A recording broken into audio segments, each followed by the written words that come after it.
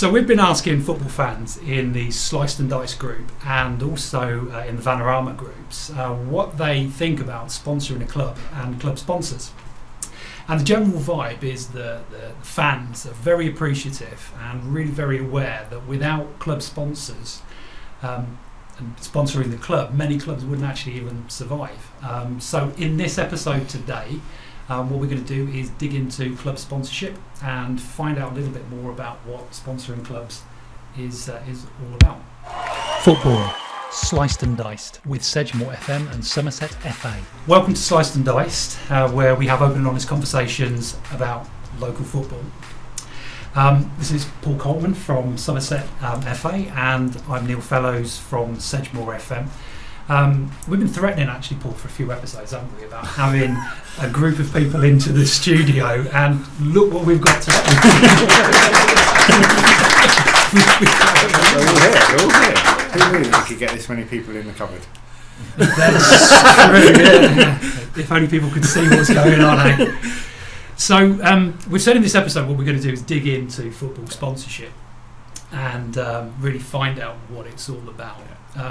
So we're both marketers really by trade, but your kind of involvement with football and that goes really into the commercial side. Yeah. So I'm just wondering, why, from your point of view, why do you really want sponsors involved in football? I think for me, the message of sponsorship, and we'll call it sponsorship for some simplicity. It's about a level of involvement. What are all the parties involved in football getting out of that sponsorship partnership? Like you said, the fans, they clearly have an impact, and ultimately from a sponsor's partner's point of view, it's the fan that they want to engage most with, as they are potentially clients and people that will spend money with that partner. From my point of view, a commercial partnership, a sponsorship is exactly that, a partnership. It has to be two-way, possibly even three-way in some cases. And the role of the partner, the sponsor, is more than just, please sir, can I have some more? There has to be a mutual understanding and a mutual benefit. And I think with a lot of the partners that we've got in today, they're benefiting on multiple levels with their partnerships with their respective football clubs, and whether that be from coming to the games and enjoying it from a personal point of view, whether that be using the games as an entertainment platform for clients and stuff, or whether it's in respective business, they're genuinely picking up clients off the back of it. And the club has to play their part in that. They have to sell that partner through the various platforms that they have, and historically that's kind of where sports partnerships have fallen down, because it's always been a sponsorship, and a sponsorship, as I joke, you sponsor your grandchild to run around the school field for an activity. This is more than that, and it has to be more than that. Yeah. Cool. So our studio audience today are all club sponsors. So what I'd love to do really is invite them up one at a time, come and tell us a little bit about what they're involved in. And I thought where we'd start actually is on home soil. So we're going to start with Bridgwater United, and we're going to pick on Sam. So Sam, would you like to come and join us in the hot seat with it? Sam's got his nice Bridgwater United scarf on as well. Because his shirt doesn't fit. Yeah, exactly. Yeah. So, shirt's a bit small.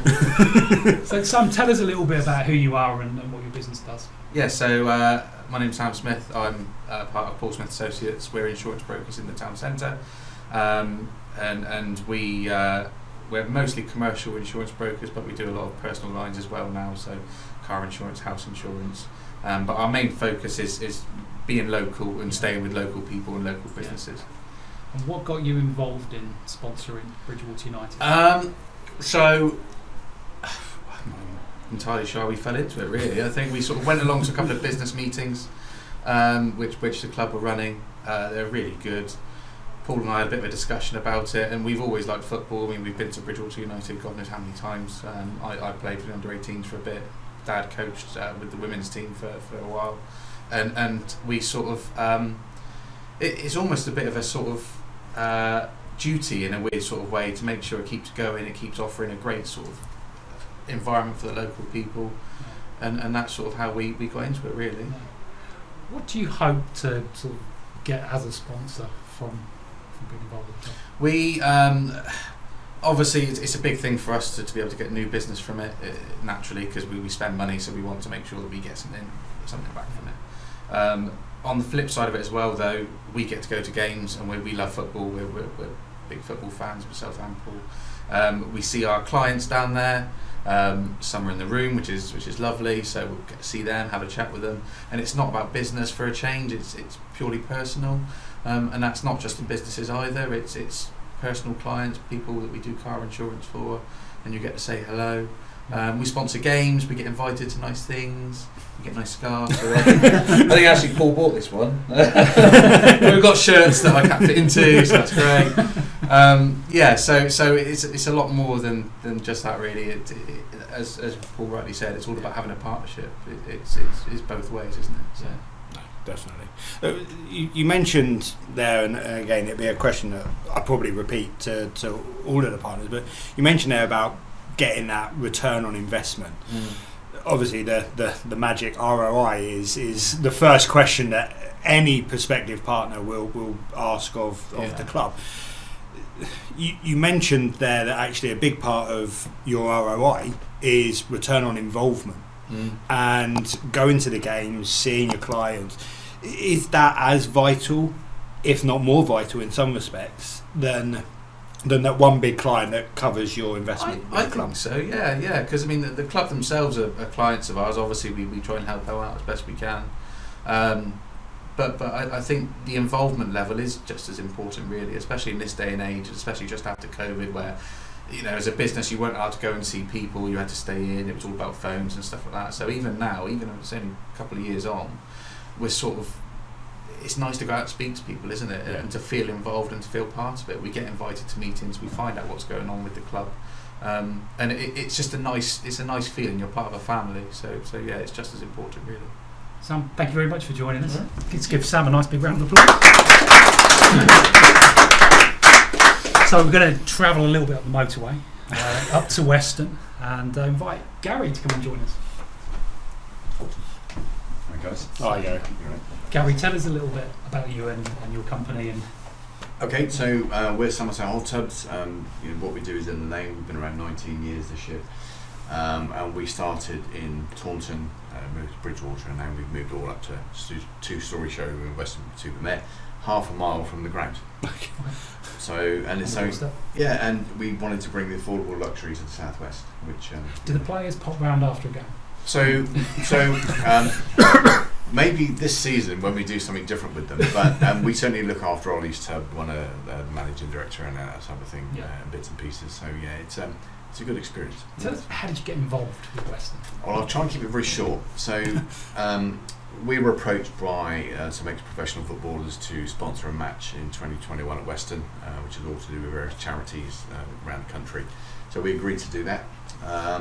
We sponsored the game. I met Neil, met Ollie and his dad at the time, and we decided we wanted to support the local community. The pandemic has been very good to our industry. People were at home, had lots of spare money. We wanted to give something back. We didn't want to give it back nationally, we wanted to give it back locally. And Weston, my son's plays for all the local football clubs and has done for many years, and we'd supported their teams in the early days. Now he's an adult. And Weston just seemed a natural progression to go and help them, and get some sponsorship, some advertising. And you say what is it? What does your package look like? What we've got pitch side. We're in the programs. We've got roadside. We have meals where we can entertain and take people along. Sometimes clients, sometimes family. Some of my friends through the stuff that we did are quite high up celebrities these days. Not that it makes any difference to the normal people. But they'll often come along and come for the meal, and it just they get to meet some of the players and things, and one of them's an ex-Wimbledon football player, highest goal scorer they've ever had. He come along to one of the meals, and it's nice to have the interaction and things like that. So that's good networking as well. It is, exactly. Yeah, nice. Yeah. That's good. From obviously Weston's point of view, they've progressed. They have, yes. how can you see, or what are you expecting that progression to reflect into your partnership? It's very different for us because return on investment is important. You don't want to invest money and not coming back for it. But for us, it's more of a personal thing. My family's been involved in football at various levels all our lives. We found ourselves as a company in a position where we could help something local. Mm-hmm. So for us, yes, we want something back from it with the advertising that we do with them, and the meals. We go along to the presentations and present trophies and all that sort of thing. But for us, it's more personal. Yes, it's about money, but it's about us supporting a local community, wanting to be part of their story. Okay. So with their promotion this year, it's really exciting. We're going to go to more matches.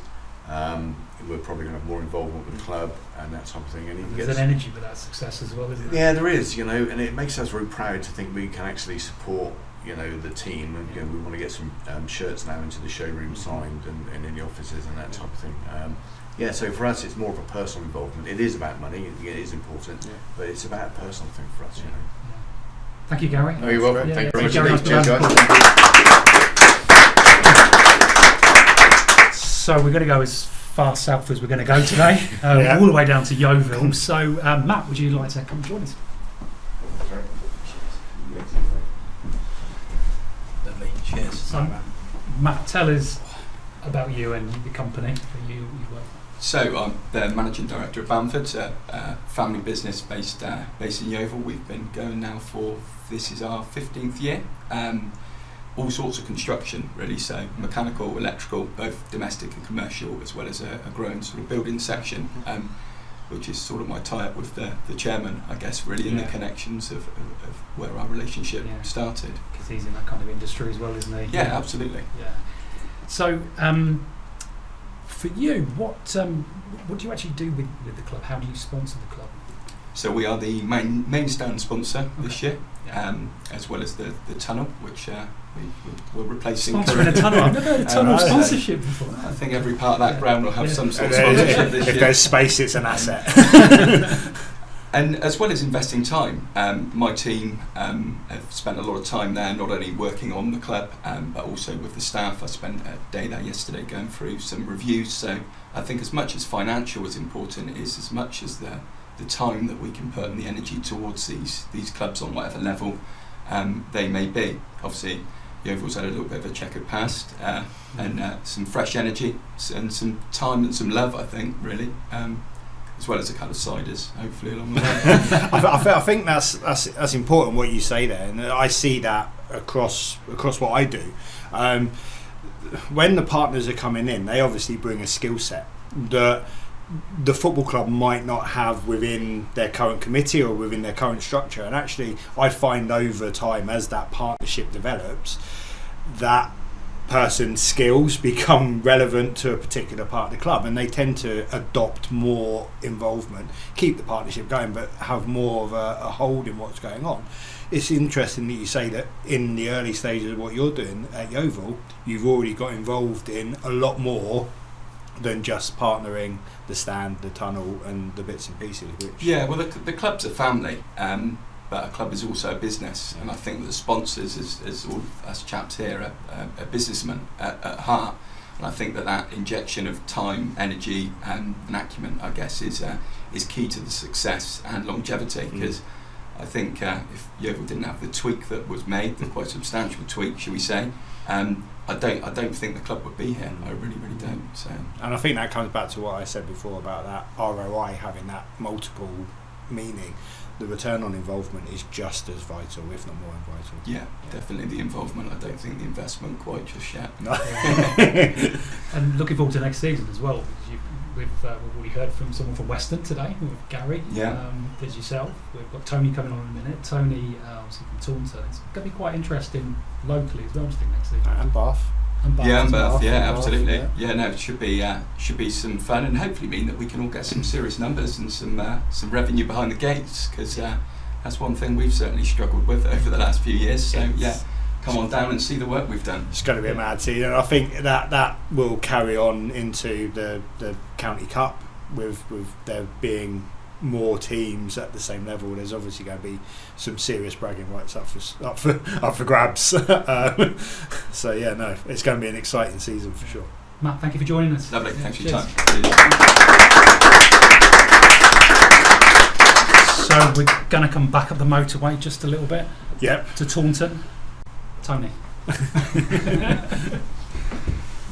So Tony, thank you for joining us. Tell us about your company, what you do.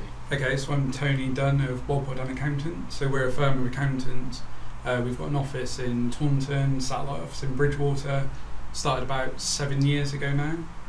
We do everything you'd expect from a firm of accountants. So all the boring stuff, accounts, tax returns, payroll, etc. We do some more specialised tax stuff as well. So R&D tax claims, employee share options, things like that. And for us, it's I guess since we started, we've been through COVID. It's all about working sort of closely with businesses. We only work with fixed fees with clients, so we don't work with the sort of traditional hourly charge out rates. I think that's sort of important nowadays. Everyone wants to know, rightly so, what their costs are going to be. So it's that involvement throughout the year, not just when we do the accounts as well. So, you know, we're there on hand throughout the year, more as an advisor rather than just there at the year end. How did you get involved with Taunton? Okay, so well, firstly, I'm a Southampton fan, so I needed to find a club that actually wins a few games. So I thought I'd A couple more years, you'll be in the same division. One going down, one going up. Yeah, so we sponsored both. But no, I mean, since we started the business, for us, it's been me and my business partner Nick. We've been very keen about getting involved with the local sort of business community. So we have a charity of the year every year. We've done some sort of quite exciting events, firewalks, sort of skydives, dining in the darts, loads of different things. So we're quite close. Things you typically think of when you think of accountants. Yeah, exactly. And I like the dining in the dark. That was quite interesting. So a couple of years ago we got in touch, sponsored a few games. We did the stand draw where you go into sort of a raffle scheme and then the winner gets to sponsor the draw. So haven't won that one yet, but hopefully this year. And this year we're going to be in the match programs for the season. We've committed to sponsoring a few games as well. So yeah, that's sort of primarily how we got involved. Do you use? You said a minute ago about the fixed price service that you offer. Do you use the advertising to promote that particular service and product, or is it more about brand recognition? Yeah, I think it's more about brand recognition. You know, the stuff you and the other guys have mentioned before, for us, it's honestly not really about a return on investment. I think if we had a set amount of money that we were going to spend on advertising a certain thing, it probably wouldn't be what we're doing with the football club. But, you know, again, that getting involved with the business community, we're quite a small team, there's 7 of us, and we enjoy going to the games, having a few beers, you know, spending the Saturday there, taking contacts there. Yeah, exactly. Yeah. So it's more about that for us rather than actually, if we get a client from it, great, but that's not really what we went into it for. We've got to know Kevin, the chairman, more over the last few years, sat down and had a good conversation with him about how they're growing the team. Yeah. We're now involved with some of their finance stuff as well, so we've offered that service to them. So it's more about the partnership between us and how we can help, and we're very big on sort of supporting local as well wherever we can, not just in football but businesses as well. So it's all about that for us really, rather than sort of a set return on investment in terms of money. Yeah, I think I've been doing this a few years, and more often now I'm finding, especially with football, that the reason for the partnership in the first place is emotive. There's a passion. There's a connection, to personal connection, why they want to be a partner of a football club. As you just said, you're fans first and foremost, and hopefully you pick up some business to cover a percentage of the investment, or the investment, and so on and so forth. But I think it's interesting that all of the guests so far have gone down the same sort of route. Primarily, it's an emotive reason for becoming a partner. Yeah. Well, I think for us as well, since COVID, just everyone, we've seen it as accountants, our clients have had to adapt, change, everyone's pulled together, and that support local, I think, is now better than it's ever been, I think, and we've seen that. And I think supporting a local, not just football club, any local team is a big part of that. And a lot of the programs now on Amazon is like the Wrexham and Peter Crouch and all that sort of stuff. I think everyone has bought into that now, and we're definitely seeing that with just people getting involved. Thank you, Tony. Really appreciate you coming and joining us. Thanks very much.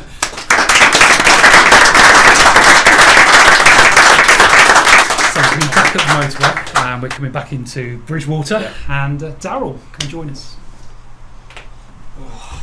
Well, that's nice to see you keeping the Welsh one for last. And in the club colours as well. And club colours, yes. Local colours.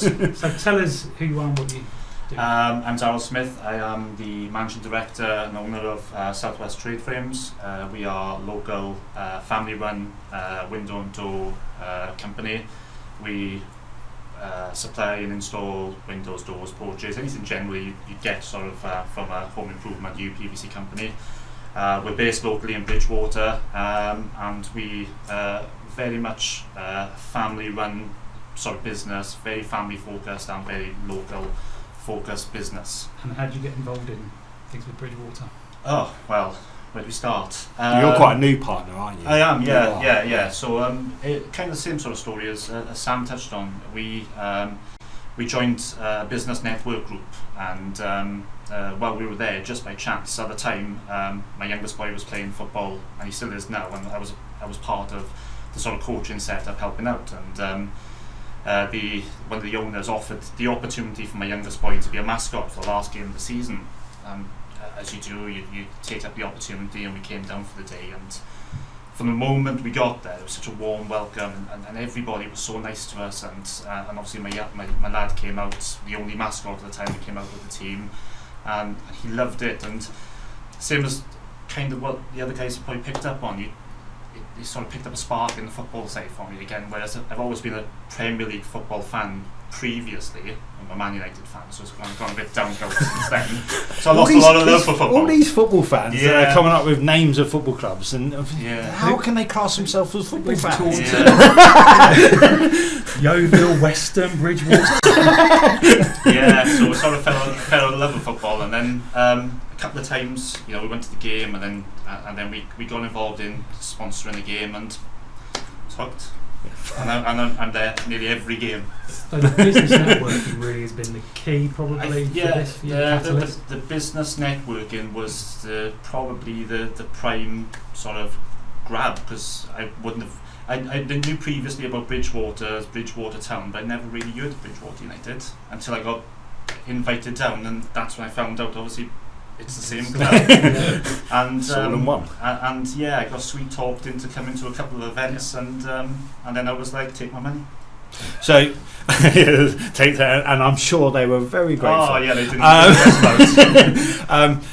So what does your partnership look like? Obviously, there's a board. I know there's a board. You're on the new shirt, or you will be on the new shirt, which you're modelling. What else have you been offered? 4 season tickets, which is nice, because you use them pretty much every game. I always bring some guests with me, so it saves me a bit of money now that I've got season tickets to kind of go in.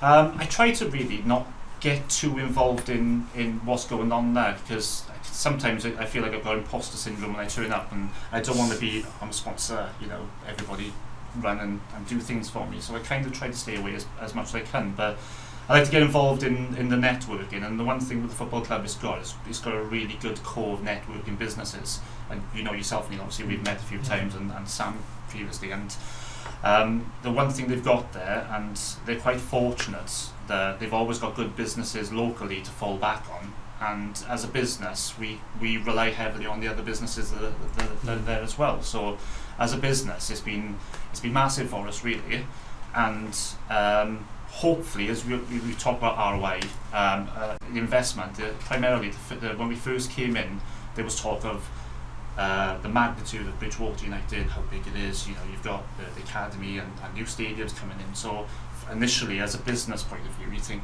you want to be involved in that. You want to be, you want your name all over that, But as we carried on going there, as a businessman, there's not a better place to be, because for 2 hours, you don't think about anything business-wise. You just think about football and the people around you, and it's great. Honestly, that release from work, the pressure, is amazing. So it's nice. Yeah, cool. Yeah. Well, thank you, Daryl. Thanks for joining us. No problem. Thank you. For me, that's been a really interesting insight into why people do what they're doing, and what Daryl was just saying there at the end. Actually, the opportunity as a business person to go and shut your mind off from everything else, but at the same time, for me, being in and around, like meeting you guys at football clubs and other sponsors as well, it's kind of it builds friendships, and it's like I go along to a game and I bump into people that I know now from networking. We stand and have a chat together for a while, and then week to week, relationship grows? No, definitely. I mean, across all of the guests, there's been several core threads that have run through the family vibe, the emotive reason for getting involved, the 2 hours of shutdown. It's like I see a football pitch as my office, where the partners see it as a chance to sort of go, oh, thank God, okay, my work's done, board's out there, shirts on, happy, okay, let's sit and enjoy the game. So it's just, and I think trying to get your head around that from our point of view as marketeers, and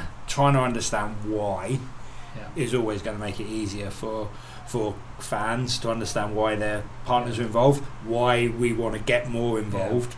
But yeah, no, it has been, I think everyone that's asked questions across the channels that we looked at, I think the questions have been answered, and they've been really great, our guests, in opening up, telling us. I've had a lot of fun having people in the studio. We need to do this again, Paul. We need to get people in the studio. And these are like sensible, mature people. Can you imagine a room full of players? That would be a completely different show, wouldn't it? If you've enjoyed this episode, please subscribe to the channel. And if you want to get extra content and support the channel, then check out the Patreon link in the description.